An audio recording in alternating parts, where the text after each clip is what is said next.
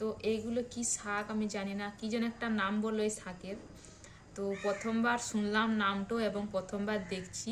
তো এগুলো বাঁচতে কেমন করে হয় ওটা বলে দিয়েছে দিদি। এগুলো দিদির বাবা এসেছিল তার বাপের বাড়ি থেকে, তো সেগুলো এনে দিয়েছে এই শাকগুলো।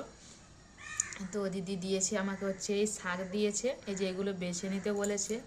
আর এই যে ফুলগুলো থাকে, এই ফুলটা নাকি বাছতে হয়, তো ফুলটা আর এটা নাকি বেছে দিতে হয়। আর ব্যাস এগুলো বেছেছি, এইখানে এতগুলো বাছতে পেরেছি, আবার আছে অনেকগুলো এখানে, এগুলো বাছতে হবে। আর দিদি হচ্ছে দিয়েছে এই যে একটা ওলকপি দিয়েছে, ওলকপি কেমন রান্না করে সেটাও জানি না।